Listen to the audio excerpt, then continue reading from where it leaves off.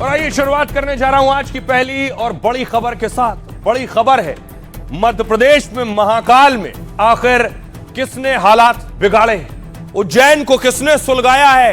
उज्जैन में देखिए रात के अंधेरे में क्या हुआ।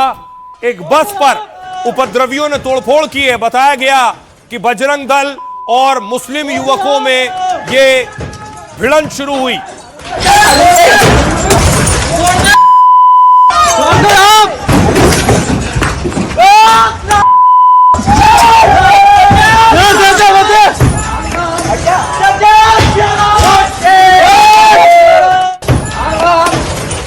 तस्वीर आप देख रहे हैं, बस खड़ी हुई है और बस पे डंडे से आगे मारकर उसका शीशा तोड़ दिया गया है। ये उज्जैन में रात के अंधेरे में हुआ।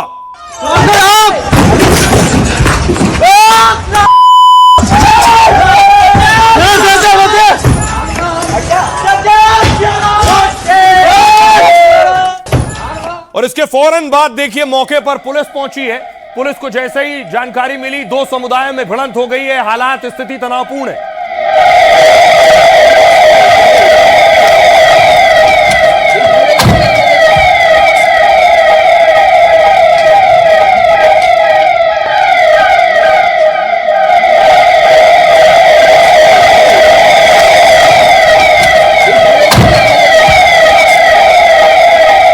और उसके बाद जैसे ही मौके पर पुलिस पहुंची है, देखिए पुलिस ने लोगों को लाठियों से पीटना शुरू किया। उपद्रवियों को दौड़ाया है जो बसों में तोड़फोड़ कर रहे थे।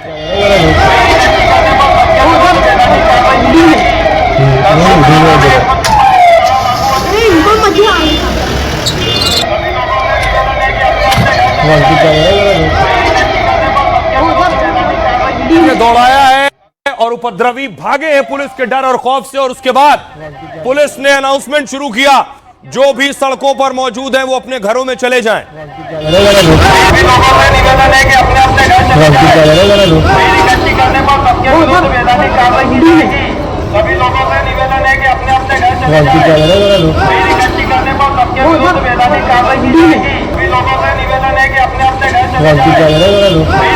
और उसके बाद अगले दिन सुबह, आज शुक्रवार था, जुमे की नमाज थी, उसके बाद देखिए कैसे उपद्रवियों ने, और खास तौर पे मुस्लिम युवक नजर आ रहे हैं, टोपी भी लगाई हुई है, कुर्ता पैजामा भी पहने, फिर पत्थर चलाने शुरू किए। और हिंदू लोगों के घर हैं ये, हिंदुओं के घरों पर तोड़फोड़ की है, पत्थर चलाए हैं, शीशे तोड़ डाले हैं घरों के।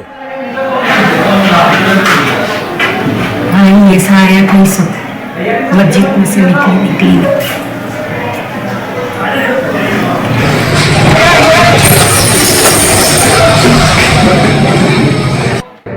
और देखिए दूसरी तरफ क्या हुआ उसके बाद। ये तस्वीरें आप देख रहे हैं, हिंदुओं का आरोप है उनके घरों के शीशे तोड़ दिए गए। ये घरों की खिड़कियां देख रहे हैं, शीशे चकनाचूर हो चुके हैं। बाइक पलट दी गई है, इधर उधर जो उनके वाहन थे उनमें तोड़फोड़ की गई।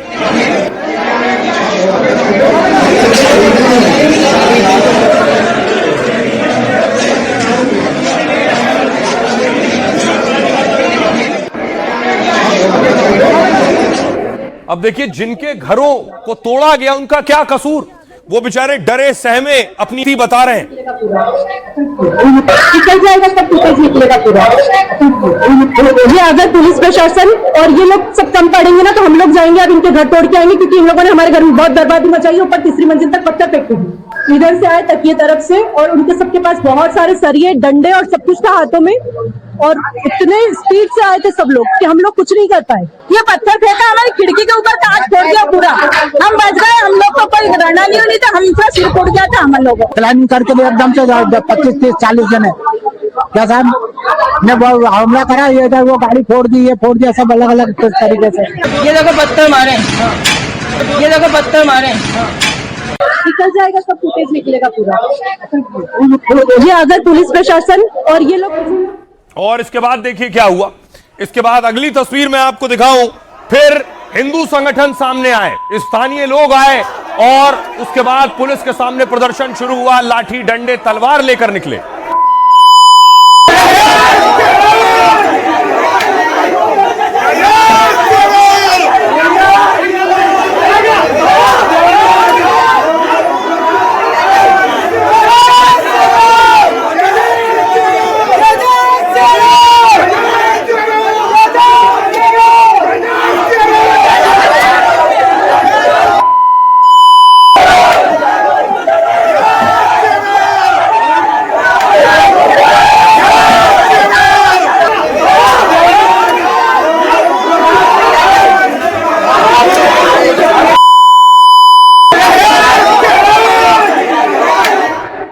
बाद हालात यहां शांत नहीं हुए।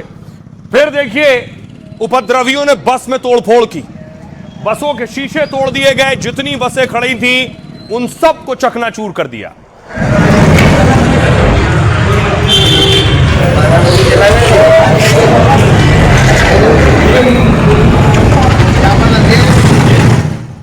ये बस अड्डा था, यहां जितनी बसें खड़ी थी उनके कांच तोड़ दिए गए। बस वालों का भारी नुकसान हुआ है और इतने से मन नहीं भरा तो बस फूंक डाली है, बस में आग भी लगा दी है। बस जलकर पूरी तरह से राख हो गई।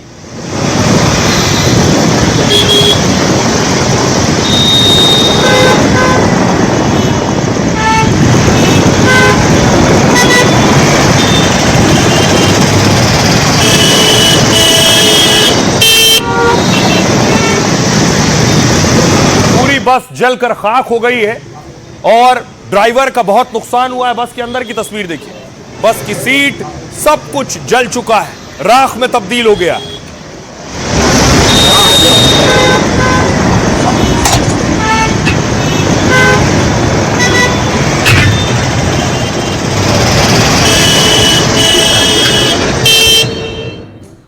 और इतना ही नहीं, उसके बाद दुकानों को टारगेट किया गया। ये देख रहे हैं, इस दुकान में आग लगा दी गई, दुकान को फूंक दिया गया।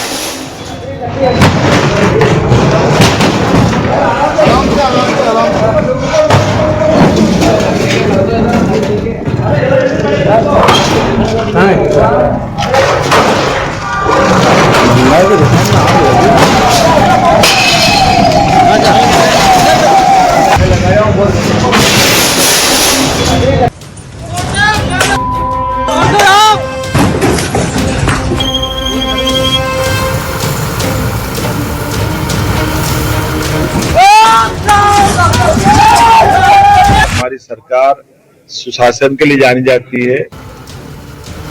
महाकाल की नगरी उज्जैन को सुलगाने की साजिश किसने रची? मामूली विवाद पर दो पक्ष कैसे आमने सामने आ गए? एक दिन पहले मामला शांत हो गया तो फिर अगले दिन बवाल कैसे हुआ? मामूली विवाद में बजरंग दल कार्यकर्ता पर जानलेवा हमला हुआ, इसके बाद जमकर तोड़फोड़ हुई और बवाल हुआ। 24 घंटे में तोड़फोड़ वाली बस को आग के हवाले कर दिया गया। बस स्टैंड पर दो पक्षों ने एक दूसरे पर पथराव किया। सीएम मोहन यादव ने उपद्रवियों को सीधे चेतावनी दी है। मुझे इस बात का संतोष है, मध्य प्रदेश शांति का टापू है, कोई राज्य की शांति भंग करेगा हम कठोरता से निपटने में सक्षम भी। अब देखिए ये हालात है, बस फूंक दी गई, बस तोड़ दी गई। अब क्या हुआ मैं आपको बताऊं। बाबा महाकाल की नगरी उज्जैन में दो पक्षों में तनाव हुआ। उज्जैन के तराना में 15 बसों में तोड़फोड़ की गई, 1 दर्जन से अधिक कारें तोड़ दी गई, एक बस को आग के हवाले कर दिया गया। बस स्टैंड के पीछे एक दुकान में आग लगा दी गई। पुलिस ने 5 आरोपियों को गिरफ्तार कर लिया है, जबकि एक नाबालिग आरोपी अभी फरार है। घटना को देखते हुए तराना में धारा 144 लगा दी गई है। फुटेज के आधार पर पुलिस उपद्रवियों की पहचान में जुटी है। मामूली विवाद में दो पक्षों में यह बात बवाल में तब्दील हो गई। घटना के बाद कुछ लोगों ने थाने का घेराव भी किया है। उपद्रवियों ने दुकान और गाड़ियों में तोड़फोड़ कर दी है। इसके बाद पूरे इलाके में तनाव का माहौल बन गया और भारी संख्या में पुलिस बल को भी मौके पर तैनात किया गया है। विवाद के बाद अगले दिन उपद्रवी बस स्टैंड पहुंचे। जिस बस में तोड़फोड़ की गई थी उसमें आग लगा दी गई। दो गुटों ने एक दूसरे पर पथराव करना शुरू कर दिया। इस बीच पुलिस मौजूद थी, वहां पुलिस के साथ बहस भी हुई। पथराव में एक युवक घायल हुआ है। तनाव के बाद आज बाजार बंद रखे गए। सीसीटीवी तस्वीरों में कई उपद्रवियों की तस्वीरें कैद हुई हैं, जो मैंने आपको दिखाई भी।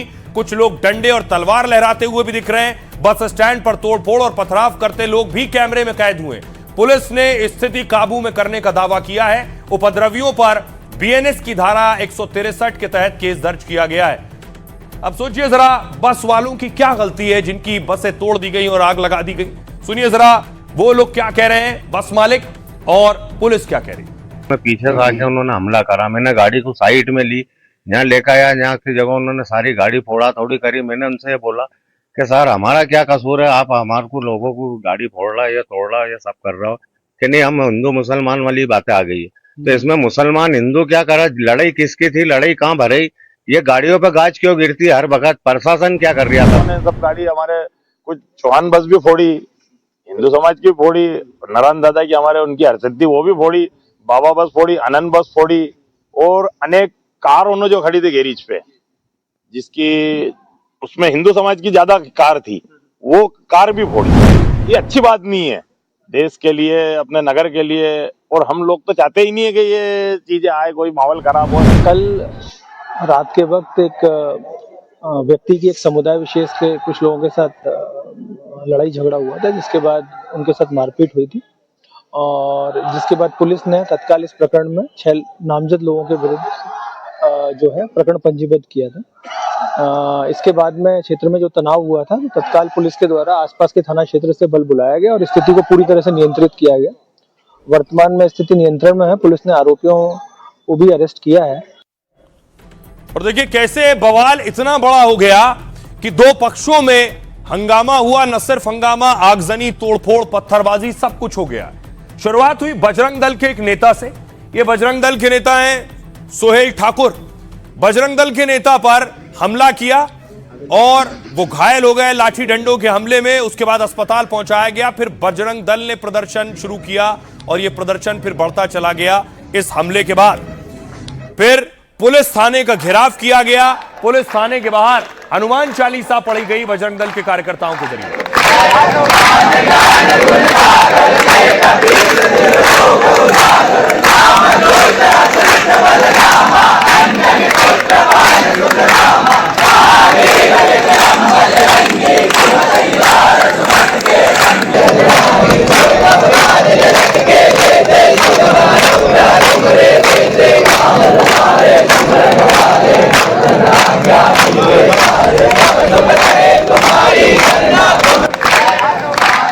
अब मांग हो रही है गिरफ्तारियों की। बताया जा रहा है लगभग 10 से 15 गिरफ्तारियां हुई हैं। पुलिस ने अनाउंसमेंट शुरू किया हालात काबू में करने के लिए। सभी लोग अपने अपने घर में रहे। शहर में धारा 44 लागू हो गई है। सभी लोग अपने अपने घरों में रहे। सभी लोग अपने अपने घर में रहे। शहर में धारा 44 लागू हो गई है। सभी लोग अपने अपने घर में रहे। शहर में धारा 44। अब देखिए जरा पूरा बवाल कहां से शुरू हुआ जो आगजनी में तब्दील हो गया। दरअसल तराना में बस को रास्ता देने को लेकर विवाद हुआ था। बजरंग दल के सदस्य सोहेल ठाकुर से कुछ लोगों ने बहस की। ईशान मिर्जा अपने साथियों के साथ सोहेल ठाकुर के पास पहुंचा। 10 से 15 की संख्या में आए लोगों ने सोहेल ठाकुर के साथ झड़प की। ये लोग लोहे की रॉड, लाठी और चाकू लेकर पहुंचे थे। ईशान मिर्जा ने सोहेल ठाकुर से कहा, हमारे रास्ते में मत आया करो। अचानक एक पक्ष ने सोहेल ठाकुर पर रॉड से हमला कर दिया। सोहेल को बचाने के लिए उसका चचेरा भाई मौके पर पहुंचा। भीड़ ने बीच बचाव करने के लिए उसके भाई पर भी हमला कर दिया। गंभीर हालत में सोहेल ठाकुर को अस्पताल में भर्ती कराया गया। इसके बाद उन्हें उज्जैन रेफर कर दिया गया। डॉक्टरों के मुताबिक सोहेल ठाकुर की हालत अब बेहतर है। घटना से नाराज लोगों ने थाने का घेराव किया है। सभी आरोपियों की गिरफ्तारी की मांग की गई है। साथ ही आरोपियों के घर बुलडोजर एक्शन की भी मांग हो रही है।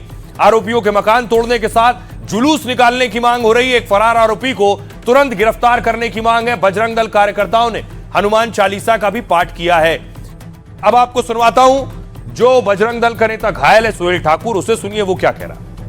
10-15 लड़के आए, मुस्लिम लड़के। उन्होंने मेरे डायरेक्ट आके राड़ की माथे में दी, जिससे मेरे को चक्कर आए, मैं बेहोश हुआ। फिर मेरे भाई जो थोड़े 2-4 आए, उनके पास में हथियार, चाकू वाकू वगैरह भी थे।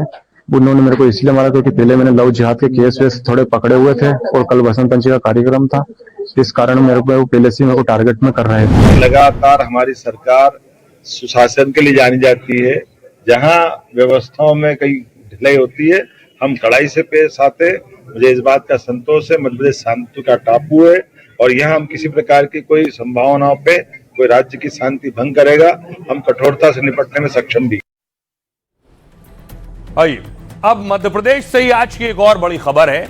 आज मध्य प्रदेश के धार भोजशाला में नमाज और पूजा दोनों एक साथ होनी थी। पुलिस के लिए बहुत बड़ी चुनौती थी कि क्या हुआ।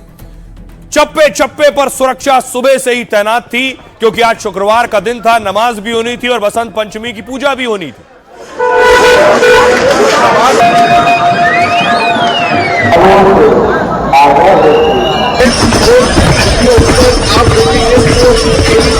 आग्रह है कि अपने जूते चप्पल तो देखिए सबसे पहले भोजशाला में नमाज भी हुई। आज शुक्रवार के दिन लोग पहुंचे नमाज पढ़ने।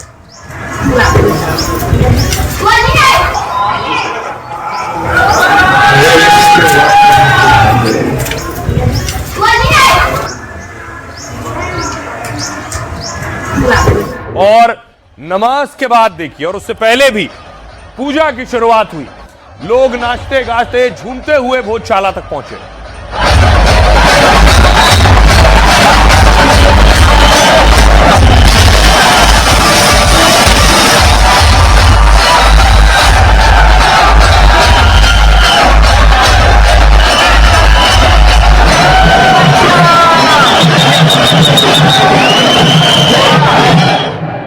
और सोचिए जरा, बसंत पंचमी थी इसलिए लंबी भीड़ थी दर्शन की। ये महिलाओं की लंबी चौड़ी कतार भोजशाला के लिए।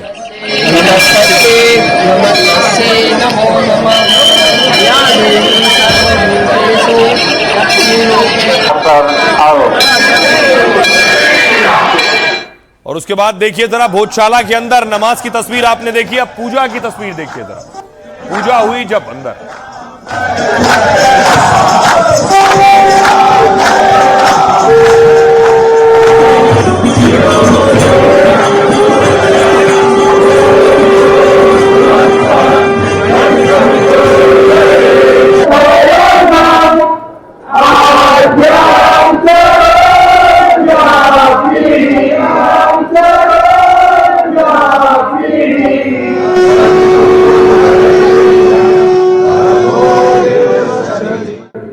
दरअसल कल सुप्रीम कोर्ट के आदेश के बाद पूजा और नमाज का वक्त मुकर्रर किया गया था, इसलिए एक ही जगह पर दोनों चीजें हुई। लेकिन मोहन यादव के लिए भी और पुलिस के लिए भी बड़ी चुनौती थी। 10 साल बाद भोजशाला में पूजा और जुमे की नमाज साथ साथ हुई। सुप्रीम कोर्ट के आदेश पर 1 से 3 बजे तक जुमे की नमाज अदा की गई, ये तस्वीर आप देख रहे हैं। और 8000 से ज्यादा पुलिसकर्मी चप्पे चप्पे पर तैनात थे। साथ ही 13 एसपी रेंज के अधिकारी मौके पर नजर बनाए हुए थे। 25 अतिरिक्त पुलिस अधीक्षक, 67 एसडीपीओ की ड्यूटी लगी हुई थी। महिला पुलिसकर्मी सहित 8 आरएएफ की प्लाटून तैनात की गई थी। सीआरपीएफ जवानों को भी मौके पर तैनात किया गया था। कड़े सुरक्षा घेरे में भोजशाला में सरस्वती पूजा की शुरुआत हुई। अखंड पूजन, महाआरती, धर्म सभा और शोभा यात्रा का आयोजन हुआ। 1 से 3 बजे के बीच निश्चित जगह पर नमाज अदा की गई। धार पुलिस ने दोनों पक्षों की कमेटियों से पहले ही बात कर ली थी। पूजा और नमाज के दौरान शांति बनाए रखने को कहा गया था। 20 से अधिक एआई ड्रोन से इलाके की निगरानी की जा रही थी। शहर के हर कोने की 3D मैपिंग की गई थी। छतों, संकरी गलियों और भीड़ भाड़ वाले इलाकों पर नजर रखी गई थी। संवेदनशील इलाकों में पुलिस ने पेट्रोलिंग कर फ्लैग मार्च निकाला और 300 मीटर दायरे में नो फ्लाई जोन लागू किया गया था, जहां drone, UAV, hot air balloon उड़ाने पर रोक थी। यह थी तैयारी। अब सुनिए जरा इसके बाद लोग क्या कह रहे हैं। आज तो हमको अपार खुशी मिली। अखंड पूजा हमारी सफल हो गई। बहुत बहुत धन्यवाद। और पुलिस प्रशासन ने पूरा सहयोग दिया हिंदू समाज को। हम लोग सारे ब्राह्मण स्वर्णकार समाज की महिलाएं हैं और आज माता जी के दर्शन करने के लिए आए हैं। सौभाग्य प्राप्त हुआ है तो बिल्कुल इसका लाभ उठाने के लिए आए हैं और माता जी को ये अर्जी लगाने के लिए आए हैं कि धार में सौहार्द बना रहे, कभी भी कोई लड़ाई झगड़ा ये वो वैमनस्य न आए। अच्छी हुई है पूजा, सब अच्छी होगी और अखंड पूजा होगी और नमाज पढ़ने के लिए जगह दूसरी दे देंगे, प्रशासन दूसरी जगह दे देंगे तो कोई दिक्कत नहीं आएगी। सबसे खुशी की बात यह है कि हमें अखंड पूजा का उत्सव मिला है और बहुत उत्साह है। प्रशासन हमारे साथ है, उस चीज की हमें खुशी है। हमें बहुत खुशी है कि सूर्योदय से सूर्यास्त तक पूजा करने को मिल रहा है। अखंड पूजा यही सबसे बड़ी खुशी है। ऐसे तो प्रतिदिन मंगलवार को पूजा होती है हम लोग की। बाकी ये है कि आज बसंत पंचमी के दिन शुक्रवार के दिन है तो जो परेशानियां आ रही थी वो सब दूर हो गई। बहुत ही अच्छा आनंद पूर्वक पूजा हुई। यहाँ पर किसी प्रकार की कोई समस्या नहीं रही। अब आइए आपको बताऊं कि आखिर भोजशाला में पूजा और नमाज एक साथ क्यों हुई। इसके लिए जरूरी है जानना। वैसे कल भी मैंने आपको बताया था कि भोजशाला का इतिहास क्या है। यह है भोजशाला। भोजशाला ऐसा दिखता है, लेकिन भोजशाला में पूजा और नमाज एक साथ क्यों हो रहा है, ऐतिहासिक भी मतलब है। देखिए जरा, भोजशाला का विवाद यह है कि भोजशाला का निर्माण परामर राजा भोज ने 1034 में कराया था। अगले साल वसंत पंचमी के दिन मां सरस्वती की प्राण प्रतिष्ठा हुई। राजा भोज यहां मां सरस्वती की आराधना करते थे। यह नालंदा तक्षशिला की तरह आवासीय संस्कृत विश्वविद्यालय था। साल 1305 में क्या हुआ, अलाउद्दीन खिलजी ने यहां इस्लामी राज्य की स्थापना कर दी। भोजशाला समेत कई धार्मिक स्थलों को ध्वस्त किया गया। तब साल 1514 में महमूद खिलजी द्वितीय ने यहां मस्जिद बनाने की कोशिश की। खिलजी ने ही कमाल मौलाना की याद में मकबरा बनवा दिया, बाद में भोजशाला पर विवाद होते रहे और व्यवस्थाएं बदलती रहीं। बीच बीच में पाबंदियों के साथ वसंत पंचमी और पूजा भी जारी रही, साथ ही हर शुक्रवार को नमाज भी अदा की जाती रही। लेकिन जब भी शुक्रवार को वसंत पंचमी और नमाज साथ हुए, तब सरस्वती पूजा और नमाज को लेकर विवाद हुआ। इस वजह से मामला इस बार सुप्रीम कोर्ट गया था और सुप्रीम कोर्ट ने कहा कि दोनों एक साथ हो सकते हैं, एक ही दिन, वक्त अलग अलग हो सकता है। सुनिए जरा इस पर सियासतदान क्या कह रहे हैं और धर्मगुरु क्या कह रहे हैं। तो लाखों की संख्या में दर्शनार्थी आएंगे, वो मां की पूजा करेंगे। साथ ही हाईकोर्ट में जो रिट पिटीशन थी, जो सर्वे हुआ था, उसकी रिपोर्ट को सार्वजनिक करना थी, पर सुप्रीम कोर्ट से स्टे होने के कारण वो हो न पाई। अब सुप्रीम कोर्ट ने निर्देश दिया है कि हाईकोर्ट का तुरंत निराकरण करे। मेरी दोनों कम्युनिटीज से यही अपील है कि सुप्रीम कोर्ट के इस ऑर्डर की रोशनी में दोनों कम्युनिटीज़ वहाँ पर बैठ करके इस मसले को हमेशा के लिए सॉल्व कर लें, जिससे कि आपसी प्यार मोहब्बत का और कम्युनल हारमनी का माहौल बना रहे और कोई भी आपस में इख्तिलाफात न हो। और आइए खबरों में आगे बढ़ते हैं। मध्य प्रदेश से आपको उत्तर प्रदेश लिए चलता हूं। उत्तर प्रदेश में बड़ा घमासान पिछले कई दिनों से चल रहा है शंकराचार्य को लेकर। अब शंकराचार्य देखिए क्या कह रहे हैं, मुख्यमंत्री को ही हटाना चाहते हैं हम, योगी को हटाने पर अड़ गए शंकराचार्य। दरअसल शंकराचार्य चाहते अब ये हैं कि योगी को सीएम पद से हटा दें और अब वो कह रहे हैं कि केशव प्रसाद मौर्य को सीएम बना दें। आज शंकराचार्य मौजूद थे, लेकिन अचानक उनकी तबीयत भी बिगड़ी। तस्वीर में आपको दिखाऊं, आज से वहां जहां नारे लग रहे थे तानाशाही के खिलाफ, पुलिस तेरी तानाशाही नहीं चलेगी, नहीं चलेगी, पुलिस प्रशासन मुर्दाबाद, मुर्दाबाद, मुर्दाबाद, पुलिस प्रशासन तानाशाही नहीं चलेगी, नहीं चलेगी, पुलिस तेरी तानाशाही नहीं चलेगी, नहीं चलेगी, पुलिस प्रशासन मुर्दाबाद, मुर्दाबाद। तालनेमी होंगे जो धर्म की आड़ में सनातन धर्म को कमजोर करने की साजिश रच रहे होंगे। पूज्य शंकराचार्य जी के चरणों में प्रणाम है, वो बढ़िया स्नान करें, उनसे प्रार्थना है और यह विषय का समापन करें, ऐसे आग्रह है। स्नान और बयान से शुरू हुआ घमासान अब बैन और गद्दी से हटाने पर पहुंच गया है। शंकराचार्य अब योगी को कुर्सी से हटाने पर अड़ गए हैं। मांग कर दी है कि योगी की जगह डिप्टी सीएम मौर्य को यूपी का मुख्यमंत्री बनाया जाए। वो व्यक्ति कम से कम ये समझता है ना कि इससे हमारी जो किरकिरी हो रही है वो बचे, ऐसा ही व्यक्ति मुख्यमंत्री होना चाहिए था। माघ मेले में शंकराचार्य वाले विवाद की शुरुआत मौनी अमावस्या से हुई।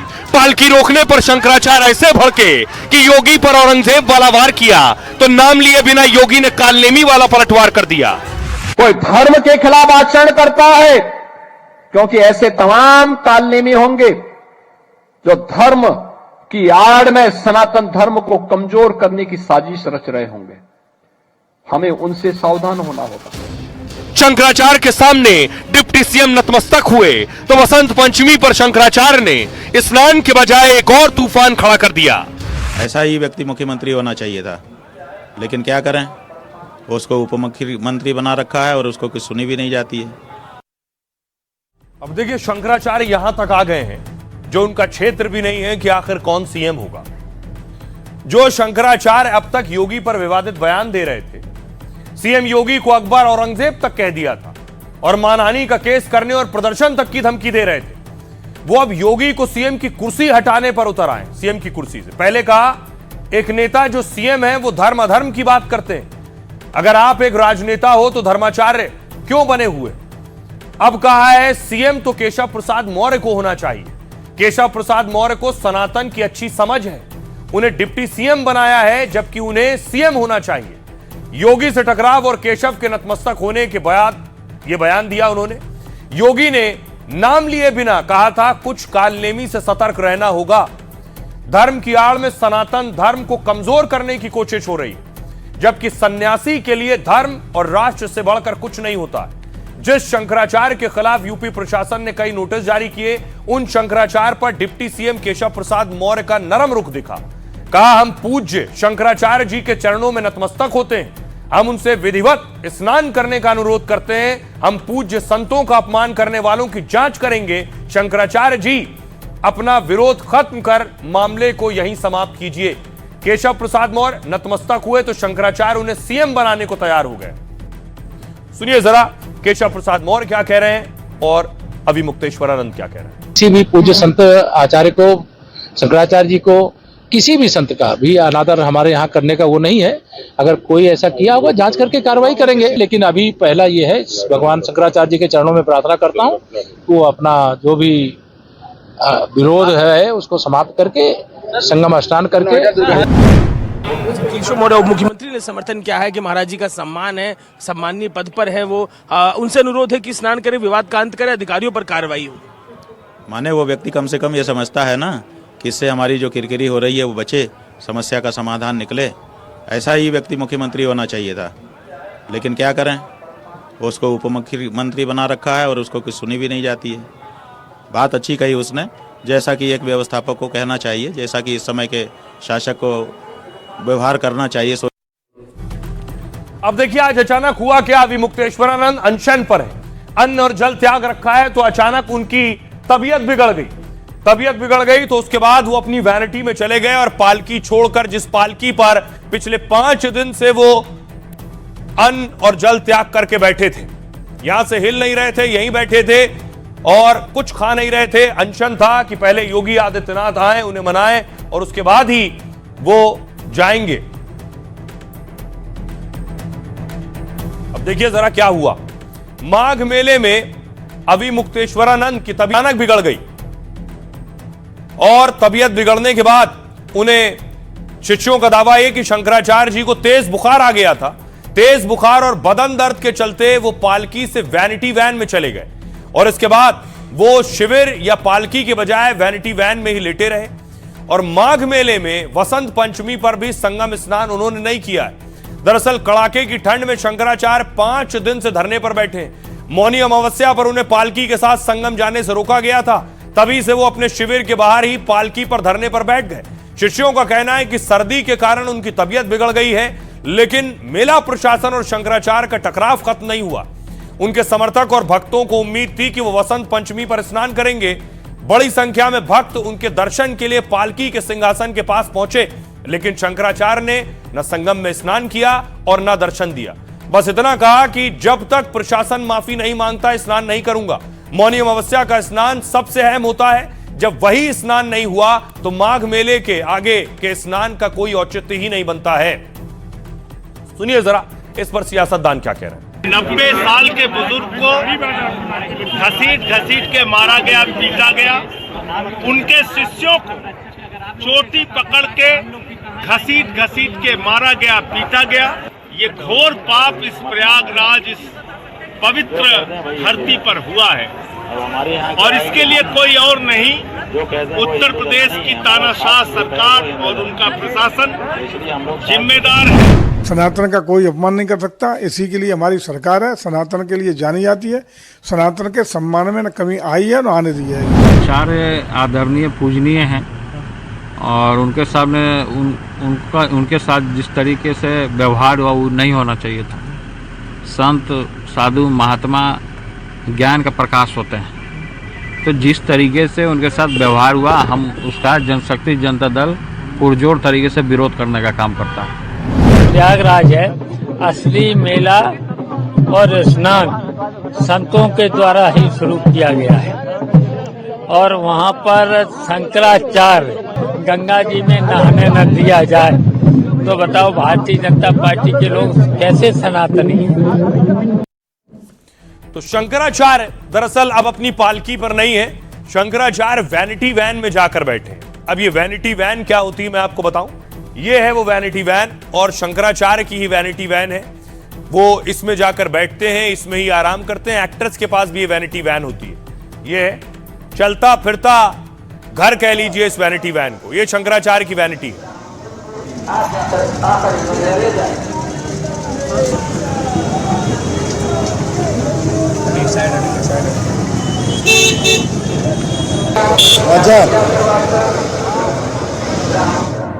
अब आइए आपको शंकराचार्य की दिलचस्प वैनिटी वैन के बारे में बताऊं कैसी है। ये है उनकी वैनिटी वैन।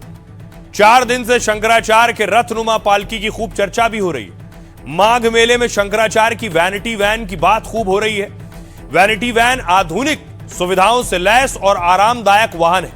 आमतौर पर एक्टर और सेलिब्रिटी इसका इस्तेमाल करते हैं। आपने देखा होगा शूटिंग के दौरान शूटिंग करते हैं, फिर जाकर इस वैनिटी वैन में बैठ जाते हैं। काम के बीच आराम, प्रिवेसी और मेकअप के लिए इस्तेमाल होता है, इसे एक्टर्स करते हैं। शंकराचार्य जिस वैनिटी वैन में रहते हैं बहुत हाईटेक है और काफी लग्जरी है। शंकराचार्य की वैनिटी वैन को चलता फिरता 5 स्टार आश्रम भी कहा जाता है। दावा है कि वैनिटी वैन में AC, heater, sofa, bed, washroom की सुविधा सब होती है। उनके आराम और तबीयत को देखते हुए इसे खास तरीके से डिजाइन किया गया और शंकराचार्य की इजाजत के बिना कोई इसके अंदर नहीं जा सकता है। उनकी लग्जरी वैनिटी की कीमत लगभग 1.5 करोड़ रुपए से ज्यादा बताई जाती है। महाकुंभ के दौरान भी अविमुक्तेश्वरानंद वैनिटी वैन से प्रयागराज आए थे। महाकुंभ में भारी भीड़ के बीच उनकी वैनिटी वैन की खूब चर्चा हो रही थी और एक बार फिर शंकराचार्य की इसी वैन की फिर से खबर और चर्चा है। सुनिए जरा अब शंकराचार्य के खिलाफ लोग क्या कह रहे हैं। तीर्थत्व को खंडित करने के लिए, हिंदू सनातनियों में फूट डालने के लिए और गरियाने के लिए तो हिंदू भारत विरोधी ताकतें ही बहुत हैं।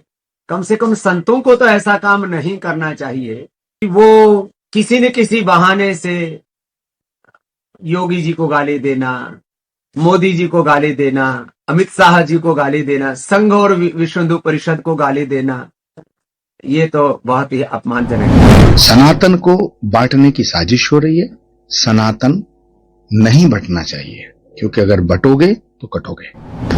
तो सनातन का उद्धारक होता है, मारक नहीं होता है, तारक होता है। आप जिस प्रकार से क्या कर रहे हैं कुंभ में, आप क्या यही सनातन की संस्कृति है? आपके नाते पूरे संतों की बदनामी हो रही है। आपके नाते हिंदू हिंदू में लड़ रहा है। अरे चुल्लू भर पानी में डूबकर वहीं संगम में गोता लगा लो पूज्य शंकराचार्य जी, तुरंत तत्काल मुक्ति आपको मिल जाएगी। अब देखिए जरा, आज माघ में दरअसल वसंत पंचमी का भी स्नान था। तो देखिए पीठाधीश्वर पहुंचे थे स्नान करने के लिए। एक तरफ शंकराचार्य को लेकर बवाल और विवाद चल रहा है, एक तरफ आज बड़ा स्नान था।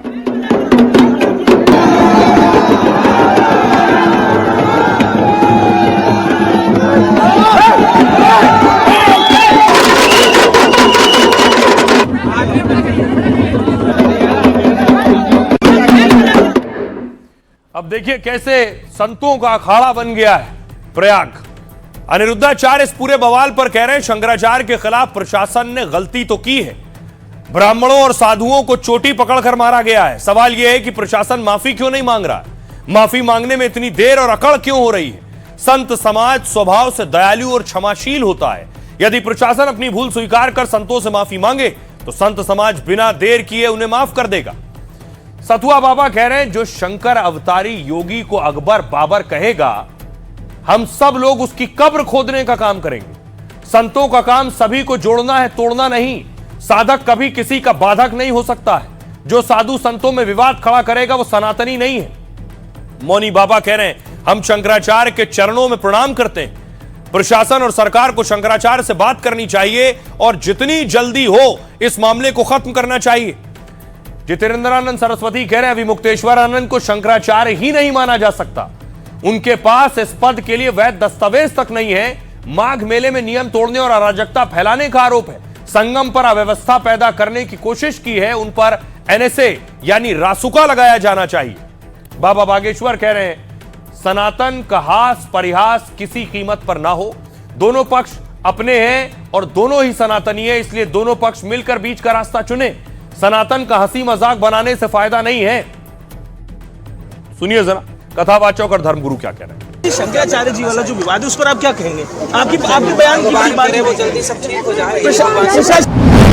अकबर और हुमायूं ऐसे लोगों जो उदाहरण हमारे सनातन के सूर में और सनातन के गौरव पे और एक महंत को अगर ऐसी भाषा का प्रयोग कर रहे हैं तो अकबर और हुमायूं का नाम लेने वालों के लिए हम सनातनी उनके लिए कब्र खोद के रखे हैं, क्योंकि कब्र में ही उनको गाड़ दिया जाएगा। यहाँ जो राम का नाम लेगा वो भारत में रहेगा, जो कृष्ण का नाम लेगा वो भारत में रहेगा। अकबर और हुमायूं के लिए हमारा हर सनातनी मुंहतोड़ जवाब देगा। ऐसे नाम लेने वालों को भारत से निकाल दिया। हास्य परिहास ना हो, दोनों पक्ष हमारे हैं, दोनों पक्ष अपने हैं, दोनों सनातनी ही हैं। दोनों आपस में बैठकर इसका समझौता कर लें, बीच का रास्ता चुनें। हमें लगता है सनातन का हंसी मजाक बनाने से कोई फायदा नहीं है। आई आज की एक और बड़ी खबर है। पाकिस्तान में क्यों बवाल हो रहा है। रिलीज हुई है, बॉर्डर 2 से पाकिस्तान डर गया है, बॉर्डर 2 भी डरा रही है। देखिए जरा, बॉर्डर आई तो सबसे ज्यादा टेंशन में कौन है? बॉर्डर के उस पार वाले। दुनिया भर में रिलीज के साथ ही बॉर्डर ने धमाल मचाना शुरू कर दिया है। यहां फिल्म में गोले दग रहे हैं, वहां दहशत के शोले। भारत में 4800 स्क्रीन पर 17,000 शो के साथ फिल्म रिलीज की गई है। फिल्म ने दोपहर 2 बजे सिर्फ भारत में ही 7 करोड़ से ज्यादा की कमाई की। अनुमान है कि पहले दिन की कमाई में यह धुरंधर से ज्यादा का रिकॉर्ड होगा। हालांकि इस फिल्म को बहरीन, कतर समेत 6 देशों ने बैन कर दिया है। इन देशों के सेंसर बोर्ड ने बॉर्डर 2 फिल्म को हरी झंडी नहीं दी है और इसका मुख्य कारण है पाकिस्तान विरोधी कंटेंट। दरअसल बॉर्डर 2 फिल्म 1971 में हुए भारत पाक युद्ध पर आधारित है। सुपरहिट रही बॉलीवुड की फिल्म बॉर्डर की अगली कड़ी है और इस बार फिल्म में आर्मी के साथ ही एयरफोर्स, नेवी की जंग भी दिखाई गई है। बॉर्डर 2 फिल्म के कई डायलॉग सोशल मीडिया पर धूम मचा रहे हैं और इनमें से एक है, तुम्हारे पाकिस्तान में इतने लोग नहीं हैं जितने हमारी ईद में बकरे काटे जाते हैं। यह फिल्म पाक में रिलीज नहीं हुई क्योंकि वहां 2019 से भारतीय फिल्मों पर बैन है और इससे पहले इन देशों में रणबीर की फिल्म धुरंधर को भी बैन कर दिया था। लेकिन इस फिल्म ने सोचिए 1000 करोड़ से ज्यादा की कमाई की।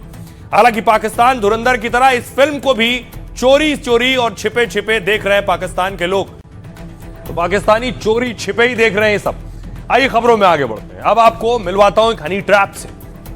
हनी ट्रैप का जाल और पुलिस शिकार हो गई। पहली बार सुन रहे होंगे, हनी ट्रैप के जरिए बहुत से पाकिस्तान से जासूसी करवाते हैं, लेकिन इस बार उत्तर प्रदेश से ही खबर आई जहां एक लड़की ने हनी ट्रैप किया और पुलिस वालों को ही लूटा है। अगली तस्वीर में आपको दिखाऊं जरा। और इस लड़की पर आरोप लगा है, इसका नाम अंशिका है, कि इसने एक शख्स को गोली मार दी है जिसे हनी ट्रैप के जरिए ब्लैकमेल करके पैसे ले रही थी। उसने पैसे नहीं दिए तो उसे गोली मार दी।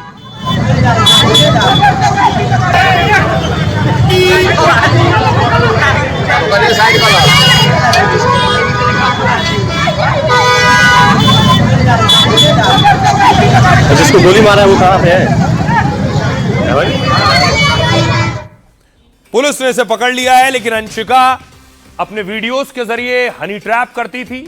पुलिस वालों को, लोगों को, आम लोगों को, 160 से ज्यादा लोगों को हनी ट्रैप किया इसने और हनी ट्रैप के जरिए लूटा है।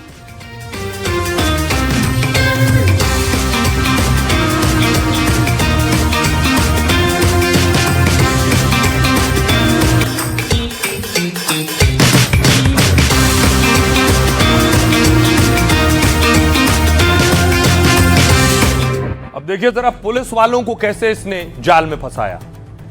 गोरखपुर फायरिंग कांड में एक सनसनीखेज खुलासा हुआ है। खुलासा यह कि फायरिंग केस में पुलिस ने अंशिका को गिरफ्तार किया। उस पर ब्लैकमेलिंग और रंगदारी का नेटवर्क चलाने का आरोप लगा है। 5 साल में अंशिका के करीब 150 लोगों से उगाही कर चुकी है ये। और इतना ही नहीं, शातिर अंशिका ने पुलिस वालों को भी नहीं छोड़ा है। 15 पुलिस वालों को ब्लैकमेल करने का आरोप इस पर है। 3 दिन पहले अंशिका की बर्थडे पार्टी पर फायरिंग हुई और अब सामने आया है कि बर्थडे गर्ल अंशिका ने ही गोली चलाई थी। बर्थडे पार्टी में ब्लैकमेलिंग के पैसे ना देने पर उसने गोली चलाई। इस मामले में पुलिस ने अंशिका और उसके दोस्तों को पकड़ा है। तो पता चला कि अपने शौक पूरे करने के लिए वो ब्लैकमेलिंग करती थी। अंशिका मोबाइल नंबर लेकर पहले वीडियो कॉल करती थी, इसके बाद वीडियो बनाकर लोगों को ब्लैकमेल करती थी। अंशिका और उसके साथियों पर कार थार चोरी का भी केस दर्ज है। दिल्ली में उसने थार किराए पर ली और लौटाई नहीं। फर्जी नंबर प्लेट लगाकर पूरे दिल्ली में घूमती रही। पुलिस ने जब पकड़ा तब 4 फर्जी नंबर प्लेट बरामद की गई हैं। फिलहाल पुलिस अंशिका और उसके साथियों से पूछताछ कर रही है। अंशिका के कॉल रिकॉर्ड्स भी खंगाले जा रहे हैं। इसके बाद अंशिका को लेकर कई और खुलासे हो सकते हैं। सुनिए जरा पुलिस क्या कह रही है इस पर। थाना कैंट अंतर्गत चौकी इंजीनियरिंग कॉलेज में सूचना मिली थी कि कुछ व्यक्तियों में विवाद हो गया, जिसमें महिला द्वारा गोली चलाई गई थी जो पुरुष को लग गई थी और घायल हुआ था। इस प्रकरण में सुसंगत धाराओं में मुकदमा पंजीकृत कर 2 लोगों को गिरफ्तार कर जेल भेज दिया गया है। खबरों में आगे बढ़ते, यूपी से ही अगली खबर है। कानपुर में कैश ही कैश बरामद हुआ। ये तस्वीरें आप देख रहे हैं, ये नोटों की गड्डियां बरामद हुई हैं और इतने नोट थे कि पुलिस को गिनने के लिए मशीन मंगानी पड़ी। और दूसरी तस्वीर देखिए जरा, चांदी आप देख रहे हैं दूसरी तरफ, चांदी रखी हुई है, लगभग 6 किलो चांदी भी बरामद हुई है। ये देखिए जरा, उसके बाद नोट गिनने की मशीन मंगाई गई। ये चांदी आप देख रहे हैं, 6 किलो से ज्यादा चांदी।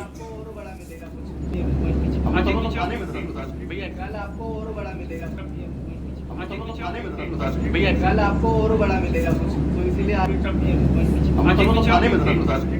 अगली तस्वीर देखिए, फिर पुलिस ने नोट गिनने की मशीन मंगाई और फिर नोटों की गिनती शुरू हुई।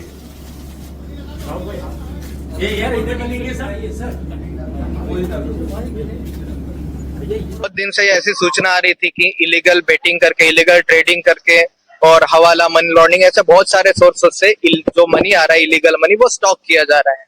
उसी के अंतर्गत यह सूचना मिली थी और हमने ये कार्रवाई की। टोटल 2 करोड़ के आसपास कैश है और 61 किलो चांदी है जिसकी कीमत 2 करोड़ के आसपास। अभी 5 लोग पकड़े गए हैं, कार्रवाई जारी है। आइए खबरों में आगे बढ़ते हैं। मौसम ने करवट ले ली है, ठंड बढ़ रही है। दिल्ली एनसीआर में तो बारिश हुई है। आपके शहर का हाल कैसा है? दुनिया भर में बर्फ भारी हो रही है। देखिए जरा, पूरी दुनिया में एक बर्फ का आलम क्या है। ये तस्वीरें देख रहे हैं आप, बर्फ से सब कुछ ढका हुआ है। चारों तरफ आपको सफेद पहाड़ नजर आ रहे हैं, बर्फीले इमारतें बर्फ से ढक गई हैं। ये रूस की तस्वीरें मैं आपको दिखा रहा हूं।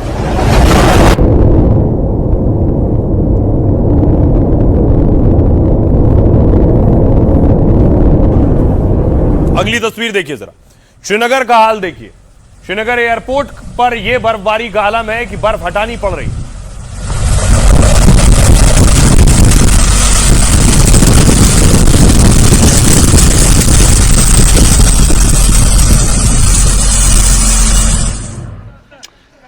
जम्मू कश्मीर के उधमपुर में देखिए, बहुत से लोग फंसे थे, सैलानी गए थे, इतनी बर्फबारी हुई, लोग फंसे थे, उन्हें निकालना पड़ा, किया गया।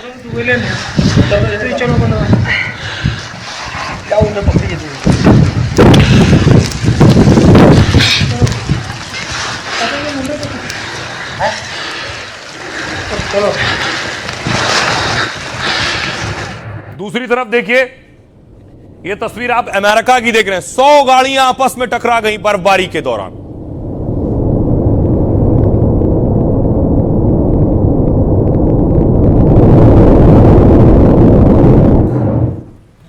अब देखिए जरा हालात दूसरे जगहों पर क्या है, यानी सिर्फ हिंदुस्तान नहीं, पूरी दुनिया में शहरों में, अलग अलग देशों में बर्फबारी हो रही है। जम्मू कश्मीर की तस्वीर देखिए जरा, जम्मू कश्मीर में जो बर्फबारी हुई है उसकी तस्वीर है।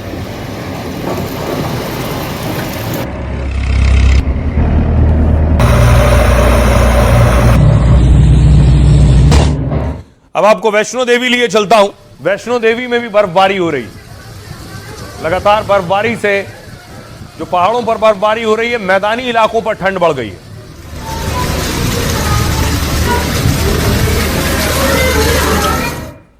अब देखिए अलग अलग राज्यों में हालात क्या हैं। जम्मू कश्मीर में बर्फबारी की वजह से कनेक्टिविटी टूट गई है। श्रीनगर एयरपोर्ट पर 4 इंच तक बर्फ जम गई। इस वजह से आज सभी फ्लाइट्स वहां कैंसिल करनी पड़ी। श्रीनगर जम्मू हाईवे भी बंद है, बर्फ हटाई जा रही है वहां से। पारा गिरने से रजौरी, पुंछ, कठुआ में स्कूल बंद है। कटरा में फिलहाल वैष्णो देवी यात्रा रोक दी गई है। शिमला और मनाली में साल की पहली बर्फबारी हुई है। 20 जगहों पर तापमान 5 डिग्री से भी कम है। लाहौल स्पीति में तापमान -18 डिग्री तक लुढ़क गया है। यूपी के 20 जिलों में आज भारी बारिश हुई है। 26 जनवरी तक कई हिस्सों में बारिश का अलर्ट है और बारिश की वजह से वापस ठंड और बढ़ सकती है। दिल्ली एनसीआर में आपको बताऊं, कल भी बारिश के आसार हैं। बारिश की वजह से हवा की गुणवत्ता में सुधार हुआ है। यहां तापमान में गिरावट के साथ ठंड भी बढ़ सकती है। साथ ही राजस्थान में कई जिलों में आंधी बारिश को लेकर अलर्ट है। 14 जिलों में ऑरेंज अलर्ट, 11 में येलो अलर्ट है। कल से घने कोहरे और शीतलहर की भी चेतावनी है। सुनिए जरा लोग क्या कह रहे हैं। बहुत अच्छा लग रहा है, बहुत खूबसूरत मौसम है यहाँ। अच्छा, हाँ। इसी को देखने, बर्फ देखने आप लोग आए थे? हाँ जी, ये बर्फ देखने आए थे हम। बहुत बढ़िया माशाल्लाह। लेकिन फिलहाल जाम के चक्कर में रुके हुए, हमारी गंडोला राइड है। बहुत बढ़िया जी, मजा आ रहा है बहुत। आप कहाँ से आए? मेरठ। मेरठ से आए? पहली बार कभी बर्फ देखी थी? नहीं, फर्स्ट टाइम है। और कहाँ जा रहे थे? हमारी गंडोला राइड है। गंडोला राइड है, गुलमर्ग जा रहे हैं। आज ये बर्फबारी हिमाचल प्रदेश में जो हुई है हमारी सेब की आर्थिकी के लिए जो है बहुत ही जो है उत्तम है, जिससे हम कहते हैं कि सफेद सोना जो है आज बरस गया है। बहुत प्यारा लगा, देखा है कश्मीर बहुत प्यारा। बहुत ही आनंदित महसूस कर रहे हैं हम और बहुत मजा आ रहा है इस टाइम। अब देखिए जरा दुनिया का हाल क्या है। आपको तुर्की के लिए चलता हूं, वहां हालात क्या है। सब जगह ठंड बढ़ गई है, बर्फबारी हो रही है। सबसे पहले देखिए टर्की का हाल। ये तस्वीरें आप देख रहे हैं, बर्फबारी में गाड़ियां आपस में टकरा गई हैं।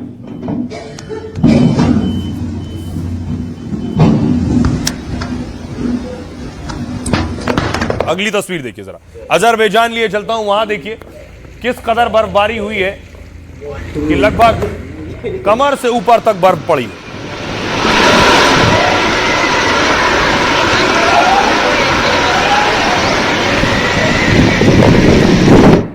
रूस के कमचटका में बर्फबारी ने 60 सालों का रिकॉर्ड तोड़ दिया है।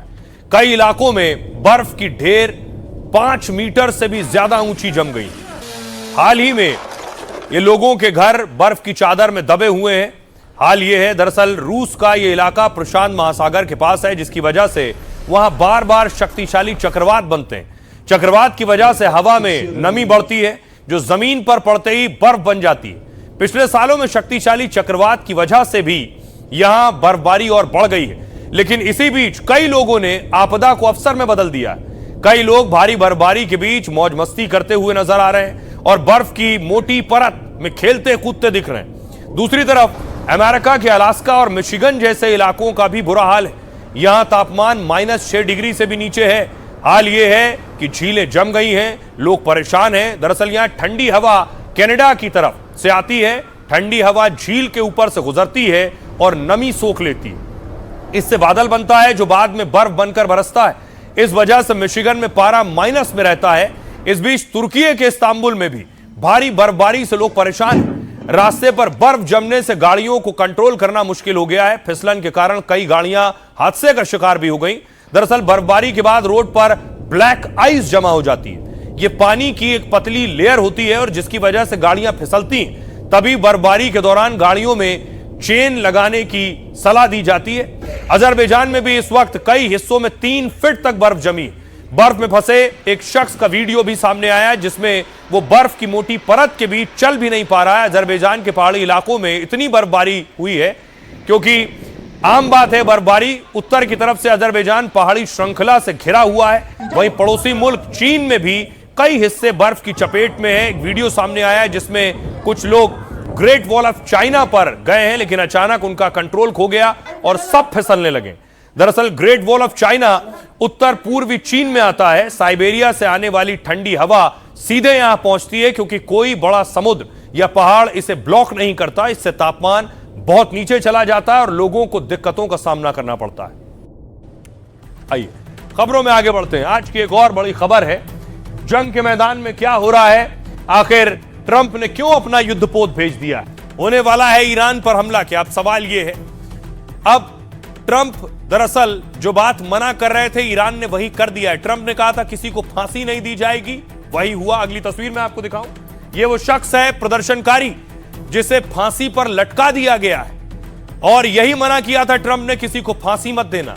देखिए क्या किया ईरान ने बतावा किया जा रहा है कि मिसाइल टेस्ट किया है और बैलिस्टिक मिसाइल टेस्ट है।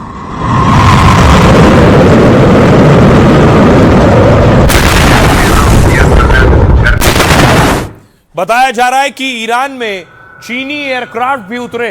दावा है 16 चीनी एयरक्राफ्ट ईरान पहुंचे। क्यों पहुंचे? हथियार लेकर पहुंचे, मदद के लिए पहुंचे, ये अब सवाल है।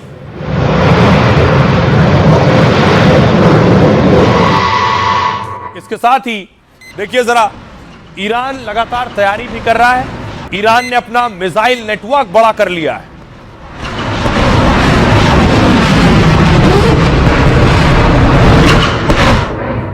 और खबर यह है कि अमेरिका ने अपने युद्धपोत अब्राहम लिंकन को ईरान तक पहुंचा दिया है।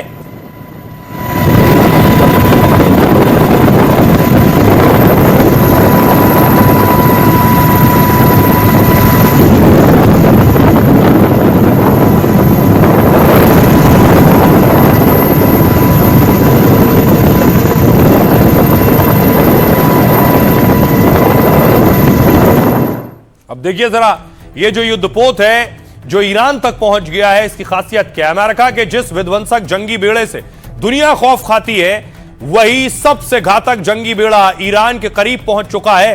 अमेरिका के इस जंगी बेड़े का नाम है यूएसएस अब्राहम लिंकन, जो कि समंदर में तैरता अभेद्य किला है या सैन्य मुख्यालय भी आप इसे कह सकते हैं। 1 लाख टन से ज्यादा भारी और परमाणु ऊर्जा से चलता है, जिससे यह बिना ईंधन के लिए महीनों तक समुद्र में रह सकता है। इस जंगी बेड़े में विध्वंसक पनडुब्बी समेत अन्य जहाज शामिल हैं। इस पर अमेरिका के F-35C जैसे घातक लड़ाकू विमान तैनात होते हैं, जो कि रडार की पकड़ में आए बिना दुश्मन के ठिकाने उड़ा सकते हैं। यह युद्धपोत समुद्र, जमीन और हवा से हमले करने की क्षमता रखता है। इसमें करीब 5000 से 6000 सैनिक और हवाई सैनिक तैनात रहते हैं। इस पर हमला करने के लिए मिसाइलों का बड़ा भंडार मौजूद होता है। इस युद्धपोत की मौजूदगी से ने ईरान के लिए बड़ा संकट खड़ा कर दिया है। खबर यह भी है कि इजरायली सेना भी हमले की बड़ी तैयारी कर रही है। दुनिया भर में चर्चा तेज हो गई है कि क्या अमेरिका हमला करने वाला है या फिर ट्रंप ने सिर्फ ईरान पर दबाव बनाने के लिए युद्धपोत भेजा है।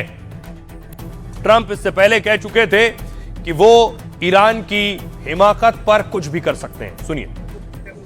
एक बड़ा जहाजी बेड़ा उस दिशा में जा रहा है। हमारे पास ईरान की ओर भेजी जाने वाली एक बड़ी ताकत है। देखते हैं क्या होता है। वैसे हम चाहते हैं कि कुछ न हो। हम ईरान पर नजर रखे हुए हैं। वो 837 युवाओं को फांसी देने वाले थे। हमने कहा ऐसा हुआ तो इतनी बुरी तरह मारेंगे कि पिछला परमाणु ठिकानों पर हमला कम लगेगा। और मैं आपको बताऊं कि आखिर एक शख्स को फांसी दी गई, जिस बात का डर था कि फांसी नहीं दी जाएगी। पहले खबर आई थी कि ईरान ने फांसी टाल दी है, लेकिन एक शख्स को फांसी के फंदे पर लटका दिया और यह बहुत महंगा पड़ने वाला है। ट्रंप अब ईरान पर कुछ भी करने वाले।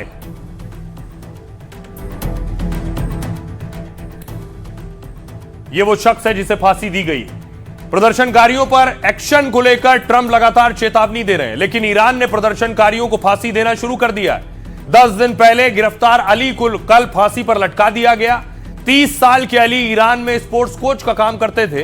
वो मशहद के प्रदर्शन में गिरफ्तार हुए, जो कि खमनेई का जन्म स्थान है। फांसी से ट्रंप को ईरान से संदेश दिया है कि वो अपने फैसले खुद लेता है। साथ ही ईरान ने ट्रंप के 800 फांसी रोकने वाले दावे को झूठ बताया है। कहा है कि इस तरह की ना ही कोई संख्या ना कोई फैसला सुनाया गया है। अधिकारियों ने पहले कहा है कि कुछ गिरफ्तारियों पर मौत की सजा के आरोप हैं, जो लोग गिरफ्तार हुए हैं, लेकिन ऐसा कोई आंकड़ा नहीं कि 800 लोगों को फांसी सुनाई गई है। कुछ दावों के मुताबिक ईरान के प्रदर्शनों में 5000 से ज्यादा मौतें हुई हैं। इन मौतों और फांसी को लेकर ही अमेरिका ईरान में लगातार विवाद चल रहा है। तो अगर फांसी दी गई है तो अमेरिका और ईरान में तनाव और बढ़ने वाला है। आइए बारी है लाइफ का फंडा की। देखते हैं क्या खास। दरअसल माता और सरस्वती माता और कालिदास इंसान को अपने ज्ञान और कामयाबी पर घमंड नहीं करना चाहिए, नहीं तो आप नई चीज सीखने के दरवाजे ही बंद कर देते हैं। महाकवि कालिदास को भी अपने ज्ञान पर घमंड था। तब सरस्वती माता ने उन्हें लाइफ का फंडा सिखाया। कालिदास एक बार यात्रा पर गए।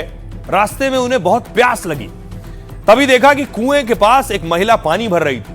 कालिदास ने कहा, देवी मैं बहुत प्यासा हूं, थोड़ा पानी पिला दीजिए। महिला ने कहा, मैं आपको नहीं जानती, पहले अपना परिचय दो, फिर पानी मिलेगा। ज्ञान के घमंड में कालिदास ने नाम नहीं बताया। कहा, मैं मेहमान हूं। महिला बोली, संसार में 2 ही मेहमान हैं, एक धन और दूसरा जवानी। अब कालिदास ने कहा, मैं सहनशील हूं। महिला बोली, दुनिया में 2 ही सहनशील हैं, एक ये धरती जो हमारा बोझ उठाती है, दूसरे पेड़ जो पत्थर मारने पर भी फल ही देते हैं। अब कालिदास बोले, मैं हठी हूं। महिला बोली, संसार में हठी भी 2 ही हैं, एक नाखून और दूसरे बाल। कालिदास ने कहा, अच्छा मैं मूर्ख हूं, मुझे माफ करें। महिला ने कहा, तुम मूर्ख भी नहीं हो, क्योंकि मूर्ख भी 2 ही हैं, एक राजा और दूसरे दरबारी। कालिदास महिला के पैरों में गिर पड़े और माफी मांगने लगे। तब महिला ने कहा, उठो पुत्र, अब कभी घमंड मत करना। कालिदास ने ऊपर देखा तो मां सरस्वती खड़ी थी। कालिदास के जरिए मां सरस्वती ने लाइफ का अहम फंडा दिया। गलती मानने और सुधार करने में हमें कभी देर नहीं करनी चाहिए। ज्ञान कभी पूरा नहीं होता, इसलिए सीखने की आदत बनाए रखिए। तो जहां से जो अच्छा हासिल हो उसे अपनाएं और अपनी जिंदगी में उतारें। अपना और अपनों का बहुत बहुत ख्याल रखिए। रुक रहे हैं एक छोटे से ब्रेक के लिए।